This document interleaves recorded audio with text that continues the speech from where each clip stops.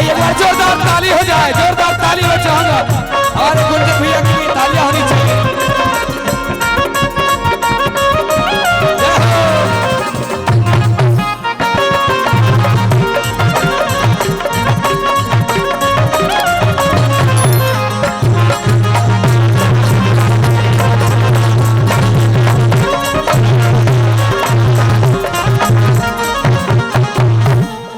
आइए हमारे आदर्श हमारे बड़े भाई हम सबों के बीच उपस्थित हैं आदरणीय हमारे गुंजन भैया। मैं चाहूंगा कि एक बार इनके सम्मान और इनके प्यार के लिए एक बार आप सबों की तरफ से जोरदार तालियां होनी चाहिए, है ना भैया? हो बार जोरदार ताली हो जाए। आइए क्या बात है जियो। आज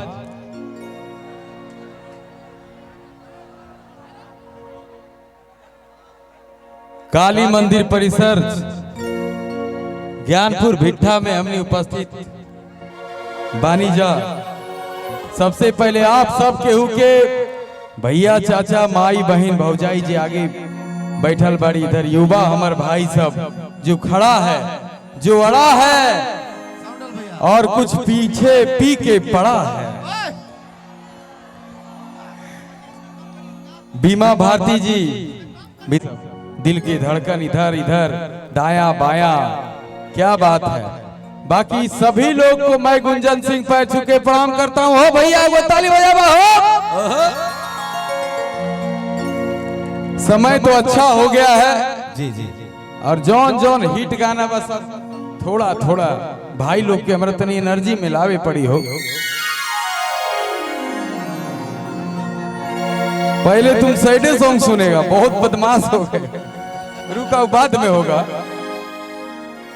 बी फ्लैट है, ठीक है। एगो गाना हम गाए थे हो। क्या बात है जियो शेर। अरे यही तो बिहार में पावर है हो। एक बिहारी 1000 पर भारी। यही पावर युवाओं का जो पावर है, कोई खड़ा रह सकता है? ये सब आप सबों में पावर है, ऐसे एनर्जी बनाए रखिए। अरे रुको रे पगले, रुका सब भाई लोग के जनी मिले था हमारा, ओकर बाद प्रोग्राम स्टार्ट होगा। बीमा भारती जी विधायिका और यहाँ जो भी उपस्थित है, रुको रुको भैया तनी बात करे दा, हमारा भाई लोग से तनी मुलाकात करे दे। आज सब गाना होगा, भक्ति शक्ति, जितना हिट गाना सैड सॉन्ग भी गाएंगे आप सबके लिए। अरे आप लोग मेरे पराने हो, हमार जान हवा हो भैया। I love you.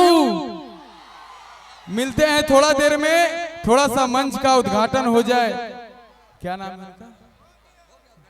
हाँ तो जो कलाकार है उनसे 1-2 गाना गवाइए। क्या नाम है? प्रशांत जी गाएंगे, उसके बाद हम लोग गाते हैं। बाकी पुलिस प्रशासन को भी धन्यवाद, म्यूजिशियन को धन्यवाद, सब जितना यहाँ के आयोजन करता है सबको।